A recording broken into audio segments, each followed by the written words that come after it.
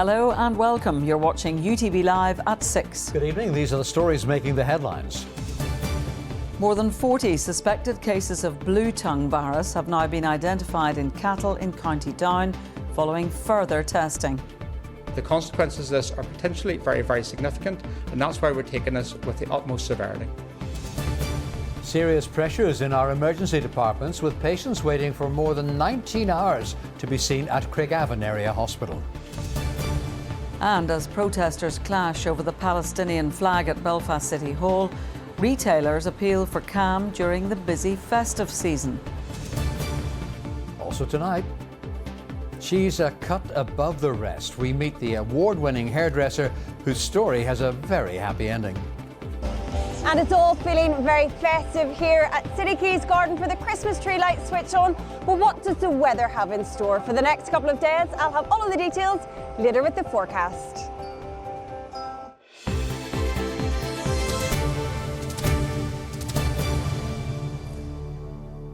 "44 suspected cases of the blue tongue virus have now been found in a herd of cows in County Down. Testing is now taking place on farms within a 20-kilometre control zone around the Clandyboy estate as concerns grow about the potential spread of the virus across the island of Ireland. Jordan Moore reports. Last week, the blue tongue virus was discovered in 2 cows in a herd at this farm in County Down. A temporary 20-kilometre control zone was put in at the time, and testing is now being ramped up, with concerns that midges which carry the disease could have spread across the country. We're estimating possibly maybe September or October that the midge plumes have arrived here. And if they've been established in that area, it's very likely that they've spread elsewhere. Certainly the numbers of animals that have been infected in this farm have been quite alarming. And it will really depend on the outcomes of further surveillance to see where the potential disease has spread to. Blue tongue poses no threat to the public or food safety, but can affect cloven-hooved animals like sheep and cattle. And for farmers like Andrew, the impact of an outbreak could be devastating. This is a disease that we have no experience at all. Extremely worried it could have severe consequences for the welfare of our animal. Cattle is going to be a problem, but it is going to be worse than the sheep. Desperate impact on the business and the farming community. It could be the last straw. We're getting hammered in every respect. This could be the last straw. If people destock because of this, it could be the end of the farming. A vaccine does exist and is readily available for farmers to protect their animals from the disease, but the costs associated with immunisation and testing are steep. I think the department needs to work very closely with the farmers to deal with the problem. It's nobody's fault, but we need to deal with it and make no bad decisions. There's no room for error here because it will have a severe consequence for agriculture. We want the department to step in both vaccination costs, and they definitely need to cover any costs of testing because we cannot cover the cost of this outbreak. So we'll consider as a department what we can do for the agri-food sector, as we always do. The vaccination is an option for farmers to consider in conjunction with advice from their private veterinary practitioner. We will work throughout all of this with our stakeholders, with the industry, and we will be with them every step of the way. If there's financial assistance around this, we will consider that, and I will engage with the Finance Minister on it. The Agriculture Minister has also spoken to the Irish Government today, as concerns remain that this outbreak could rear its head across the island. Jordan Moore, UTV Live. Patients in the emergency department of Craigavon Area Hospital faced average waits of almost 19 hours this morning. Waiting times show that the Royal Victoria and Ulster hospitals also experienced waits of around 9 hours. These figures followed reports of ambulances waiting for more than 13 hours yesterday. Well, earlier I spoke to Dr. Michael Perry, who is the Vice President of the Royal College of Emergency Medicine here. Dr. Perry, can you describe precisely what the situation is in our emergency departments right across Northern Ireland this evening? They're in a pretty dreadful state, Rose. We don't talk about winter pressure anymore. This is all year-round pressure. The situation, truthfully, isn't an awful lot worse than what it has been throughout the summer. And we have a lot of patients. We have approximately 350 patients in our emergency departments waiting for beds in the hospitals, which is, we don't have the cubicle capacity for that number of patients. That is affecting our waiting times, our ambulance offload times. It's making it very, very difficult for all the staff involved. Well, you say you don't talk about winter pressures, but it is particularly difficult at this time of the year, isn't it? I mean, we have a surge in flu cases. However, we have surges of flu cases every year, and a system that is it shows how fragile the system is. That a slight surge in a seasonal illness, which is entirely predictable, just tips it over. It can tip it over and make things very, very difficult.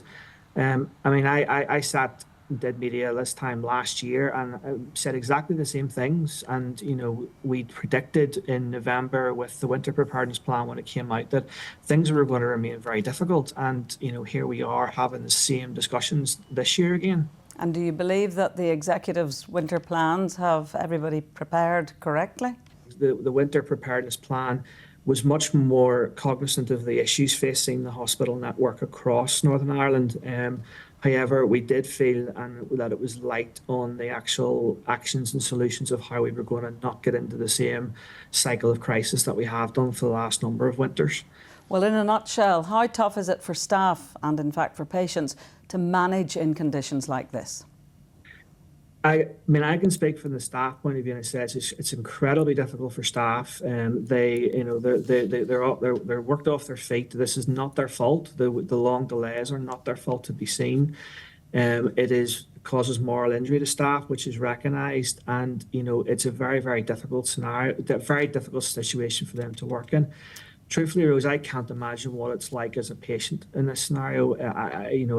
It's hard enough to wait, any length of time when you're feeling well, but whenever you're feeling sick, you're vulnerable. You're getting care delivered in a corridor, or you're waiting for a long time outside of an ambulance. It is utterly horrendous, and it is scandalous. Dr. Perry, thank you very much for your time this evening. 3 people have been charged in connection with protests which took place in Belfast after a Palestinian flag was flown over the City Hall. The flag was put up at midnight on Monday and came down at dusk yesterday. Shortly afterwards, a small burst of unrest broke out near the City Hall between both those against the flying of the Palestinian flag and those who supported it. Tori Watson reports. 16 and a half hours. That's how long the Palestinian flag was flown from Belfast City Hall.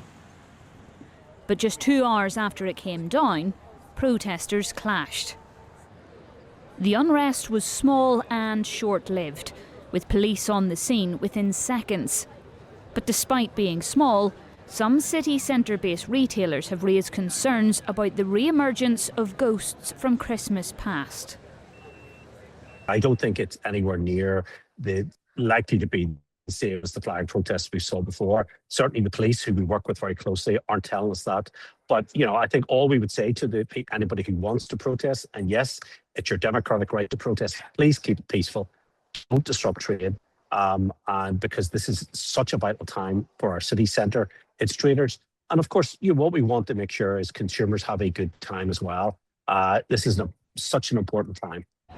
The scuffle on Tuesday broke out at around 6:30 in this part of the city centre. A number of protesters had gathered outside the City Hall against the flying of the Palestinian flag. Police described that initial gathering as peaceful. Then a short time later, a second group arrived coming in from the direction of Royal Avenue, and police said they then began to antagonise the first group. Then a small number from the first group ran across the road, and that's when the two groups met. Police were shortly on the scene, followed by 8 armoured vehicles.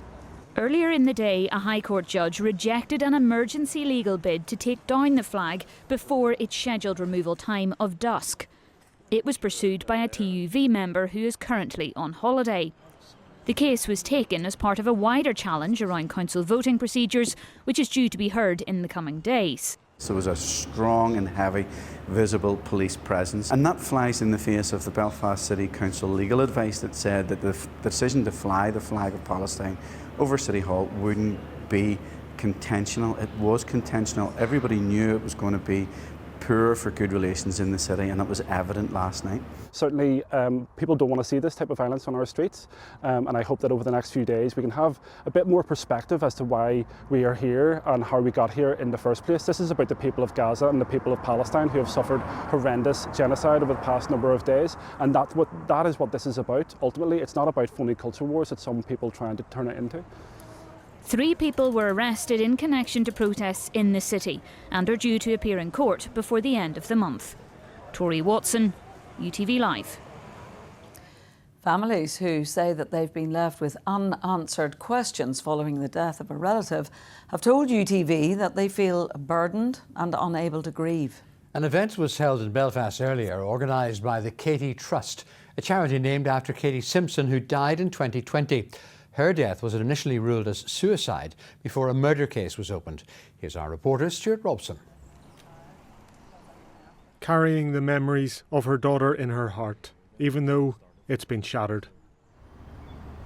I am a mother and I am not going to give up because I need answers and I need the truth. Caitlin Robb died last year. Her death ruled as suicide, her mother left with questions. A vulnerable young woman with addiction issues, but to Siobhan, suicide did not make sense. From the moment I lost my child, I've never been able to grieve. 84 weeks is a long, long time. It's something that I should never have had to have done, but I had to do it, and I will continue to do it. Siobhan is one of a number of parents who attended an event in Belfast, organised by the Katie Trust. The charity was set up to honour Katie Simpson, a 21-year-old show jumper whose death in 2020 was also ruled as suicide when it should have been murder. Katie's case sparked other families on both sides of the border and in Great Britain to question how their loved ones died, alongside help from the charity. Caroline Charter's daughter died in Gloucestershire 4 years ago. It just didn't make sense to me when, I found out that she'd taken her own life. I call it a mother's instinct, I suppose, but I just knew something wasn't right. So I had to find those answers, and I have spent, nearly almost 5 years now trying to get them answers, and I will not give up until the truth is known. Kelly Lynch was from Fermanagh. Her mum and dad have been unable to find any green shoots in the aftermath of her death in County Monaghan last year. Another family broken and burdened by unanswered questions. We've been left alone for almost 21 months and carrying this weight, on top of grief and having to basically investigate our own daughter's death. It's a huge burden, and it shouldn't be up to any parent. It takes an immense toll on your physical and your mental health. You trust authorities to do their job, and they're not doing it. And Garda Síochána told UTV that it's examining the original investigation into Kelly's death. Families united in grief, searching for a silver lining. Stuart Robson, UTV Live, Belfast. New figures have revealed a rise of almost 75% in the need for winter food parcels across Northern Ireland over the past 5 years. According to the Trussell community, which runs food banks across Northern Ireland, there's been an increased level of support provided to children and to people over the age of 65. Lindsay Agnew manages the Lisburn Food Bank and is with us now. Lindsay, how has demand for the food bank changed in recent years? We've seen a huge change in the last 5 years. Our food bank has been going since 2013, but winter this last 5 years has just been phenomenal. There's been an increase in the families, but obviously, as you've mentioned there, also the over 65s. So we've seen a huge increase. We rarely would have helped those people before, and we're seeing a lot more of them in those winter months. How worrying is it that more and more food parcels are having to be provided for children? So we gave out 23,000 food bank parcels last winter as a network across Northern Ireland, and 10,000 of those went to children. So obviously that's staggering numbers, and again, every parent wants to be able to provide food, a warm home, and ideally a Christmas present for their child, and people are just having to make those hard decisions at this time of year. And how alarming is it that there's that growing profile, I should say, of people over the age of 65 needing your help?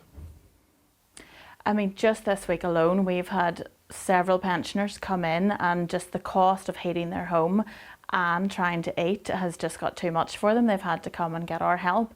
This is a new thing that has happened the last few years, and that's very worrying, because people who are older, they're more likely to live on their own. They're actually less likely to ask for help. So those that are coming forward, we know that they're desperate. Well, finally, what needs to be done to ensure that families in need have the support which they require? I know for food banks all across our network in Northern Ireland, donations are down because people can't afford to give as much, but we do ask, if you have anything to spare this winter, please do donate to your local food bank, because we're seeing so many people who are struggling, and anything you can give will help those people. Lindsay Agnew, thank you very much. Residents have been left shaken after hearing possible gunshots in Omagh. The incident was reported shortly after 10:30 last night in the Castletown Road area. It's been reported that occupants of a house saw two men nearby. One of those men appeared to fire a shot into the air before both of them left in a car. Police say they are investigating. A Londonderry primary school has temporarily closed because of urgent works needed on its roof. The Education Authority said it was urgently prioritising remedial work to allow Nazareth House Primary School to reopen. Concerns have been raised in recent months about the growing repair bill for school maintenance, which could be up to £800 million. A man in his 40s has been arrested by Gardaí investigating the attempted murder of a man in Lifford in County Donegal. Charles Dewar was badly beaten in his home earlier this year. The man, who was arrested in the Dublin area, has since been released, and a file is being prepared for the Office of the Director of Public Prosecutions. The Police Ombudsman says that she is unable to definitively conclude on allegations that guns were returned to paramilitaries and then later used in 3 IRA murders. The Ombudsman investigated claims that the Weapons and Explosives Research Centre, part of RUC Special Branch, tested and then returned live weapons to the control of paramilitaries. It was claimed that returned guns were subsequently used in the IRA murders of 2 police officers in Belfast city centre in June 1990. The next stage is whether or not there's a referral to the Secretary of State, and we're going to have to look at that, because at the minute, to take this type of investigative product and to go to the next stage in relation to the investigation, we'll have to look at that, because the ICRIR is not currently fit to take this type of investigative product and look at it in terms of allegations in relation to alleged agents' involvement and so forth. To all intents and purposes, this is a collusion case, but the Ombudsman, as we know, is not empowered currently to make that type of assessment and to make that type of finding. That issue as to whether or not she can call this out as collusion is the subject to ongoing litigation. But on any other day and in any other form, this is a collusion case. The police service has tonight apologised to the families for the failings in the handling of this case, the events prior to their murders and the subsequent investigation. It's time now to look at the headlines making tonight's ITV News at 6:30. Here's Mary Nightingale. Coming up on the ITV Evening News, the war zone conditions of hospital corridor care. No privacy, no dignity. New footage shows patients left for days, with some even forced to be examined in full view of passers-by. A paedophile nursery worker pleads guilty to sexually abusing children. Questions tonight over his vetting. 5 days without water. Thousands in Kent are told the supply's back on, but needs to be boiled. I gave you my heart, but the very next day you gave it away. And spreading the Christmas spirit through a Ring doorbell camera, the singing Scottish schoolboys. Well, do join me for those stories and more at 6:30. Rugby Next and Ireland have found out who they'll face in the group stages at the next Rugby World Cup. It's the first time that the tournament has been expanded to 24 teams. Will Esther has been looking at who Ireland will face in Australia in 2027 in the New Look tournament. We might still be 2 years away from the next Rugby World Cup, but the draw has already taken place for the group stage. Ireland, who were amongst the top seeds in Band 1, will face Portugal and Uruguay, while a potential banana skin against host Australia was avoided, with Scotland the team drawn from the second seeds. The two Six Nations rivals were also paired together at the two previous World Cups in 2023 and 2019. You could have put the bet on it being Scotland, couldn't you? With the way that it's gone over the last couple of tournaments, etc. So, but that's good. It's a great fixture, obviously. We know a little bit about Portugal. We've played them once. Trained against them actually a few times. So we've followed their journey. Uruguay a little bit different. Ireland have never won a knockout game at the Rugby World Cup. If they win their group, they'll face one of the teams that finishes third in pools B, E or F in the last 16. However, finishing as runner-up would mean taking on the winner of Pool E, potentially setting up a clash with France. Well, obviously I back myself and the rest of the coaches and the players and all the staff to go as far as we'd all would hope we'd have the ambition to win a World Cup. Otherwise, what's the point? Should results play out as expected, the draw should keep Ireland apart from South Africa and New Zealand until the final. I suppose you're always looking at which side of the draw you could come out, but if you don't look after your own side of things first and foremost, then things could slightly happen a little bit differently. But you know, having said that, everyone else in our pool is 100% going to be thinking in the same way. There might be 22 months until the tournament, but for captain Caelan Doris, the anticipation is already building. It's exciting and sharpens the mind a little bit. I'm obviously in Leinster mode being back in this week, but brings up some memories of the last World Cup and the realisation that there's 4 campaigns from an Ireland perspective before we get into the World Cup, so it's going to come fast. The tournament will be played across 7 Australian cities, including Adelaide, Brisbane, Melbourne and Sydney, with the action getting underway on the 1st of October 2027. Will Essler, UTV Live. Martin O'Neill is set to take charge of Celtic for the final time this evening. The 73-year-old had been in temporary charge since Brendan Rodgers' shock resignation. Under O'Neill, Celtic's fortunes have been transformed, and winning all 4 of his league games led to him being named Manager of the Month for November. Wilfred Nancy, head coach at American top-flight side Columbus Crew, is set to take over at Parkhead. It was the fear of failing that was a concern, but if you don't take the opportunity, it'll never be presented to you again. And the opportunity to come back here and manage 25 years after I started was remarkable, really, in that sense. So if you're asking me, yeah, delighted that he asked me back, and up until today, delighted with the outcome.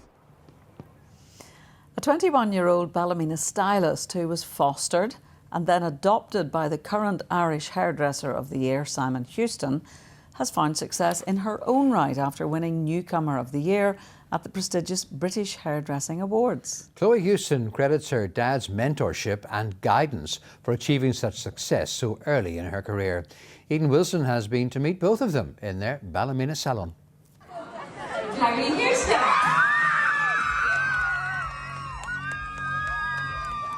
A father-daughter moment to remember. Chloe Houston has just achieved what some stylists work a lifetime towards. The 21-year-old is now Newcomer of the Year at the British Hairdressing Awards.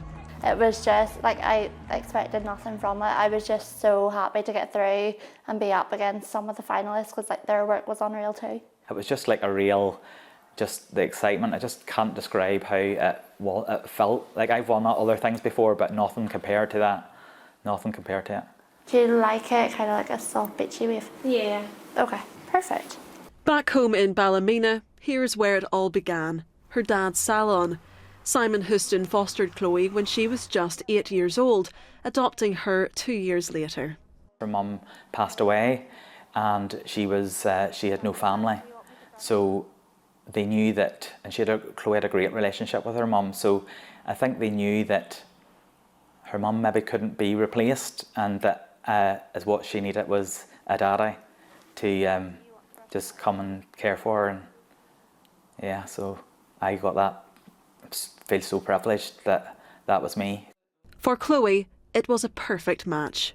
I always wanted to be a hairdresser, So whenever I found out that he was a hairdresser and he owned his own business, like I just knew it was for me. Just growing up watching him and him being my mentor, it's just been unreal. She came to work for me at the start when she was 13, and like when she was a teenager, me and her came to blows sometimes in the cell, and I just like, you know, she got sacked a couple of times. But I'd say in the last 6 months of her getting through to that final, I've just watched her but stood back and just seen her grow so much as a person, grow in confidence, and it just takes you back to like why I foster, why I want to adopt, because you're taking a child, you know, that just needs some hope. London Fashion Week, celebrity hairstyling and working behind the chair from just 13. Chloe's success has been hard-earned, but at 21, moments like this are just the beginning. Aidan Wilson, UTV Live, Ballymena. Well done, Chloe and her dad. The weather's next. And Louise is out among the Christmas lights. I am indeed, and it's very cool and chilly, but it's absolutely beautiful. Just in the past hour, the Christmas lights here at City Quays Garden were switched on. It is dry at the minute, but we have some rain on the way tonight. We have some persistent rain, and it's all due to low pressure. We have a number of systems pushing in from the Atlantic over the next couple of days. The problem is they're stalling across us, bringing unsettled conditions for the foreseeable. They're stalling because there's an area of high pressure centred across Europe. So in turn, they're not really allowing those to clear through. So unsettled conditions, we could see a light dusting of snow over the tops of the hills as that cooler, fresher air pushes through over the next few days as well. Unsettled into the weekend, wet and windy weather, I'm afraid. Not quite as gorgeous as the Christmas tree lights here at City Quays. Here is your latest forecast. After a wet start, weather predictions are looking bright. UTV Weather, sponsored by the Grant Vortex Boiler. So we have quite a cloudy evening to come. That's ahead of a band of persistent heavy rain pushing east overnight tonight. We can expect some surface water on the roads during the early hours and for the morning commute, so do take care if you're travelling. Taking a look at the pressure sequence, we have a number of areas of low pressure pushing in from the Atlantic over the next couple of days. It will remain rather unsettled as we head into the weekend. We do have a brief ridge of high pressure though, settling things on Friday morning, but then wet and windy weather will arrive in and stay with us through Saturday and Sunday. Now tonight, cloudy skies for all. We have a few scattered showers pushing through this evening. Then we have that band of persistent rain pushing in overnight. Some squally winds really picking up as that rain continues to push eastwards. We could see a dusting of sleet or snow over the tops of the Mournes or the Sperrins. Quite cool, fresh air following behind that. Temperatures dipping to lows of 4 degrees Celsius, but in the coldest sheltered rural spots, it could fall closer to freezing. So a cool and unsettled start tomorrow morning, further spells of rain pushing eastward, some heavy squally bursts of rain, some hail mixed in with that. But it should clear through relatively quickly to leave a largely dry day, a number of scattered showers pushing through here and there, but for most it should stay dry. But it will feel cool with that fresh air following behind, temperatures only reaching highs of 5 or 6 degrees Celsius. Across the rest of Ireland, it is a damp start, but that rain continuing to track eastwards to leave a drier, fresher day. Light winds will start to pick up into the afternoon, temperatures reaching highs around 8 or 9 degrees Celsius. So looking ahead, Friday starts off cool. We have a touch of frost as temperatures fall away overnight tomorrow night. Quite a lot of fog around as well, so do take care if you're travelling early on, turning wet and windy through the afternoon. That's the latest. Bye-bye. UTV Weather, sponsored by the Grant Vortex Boiler.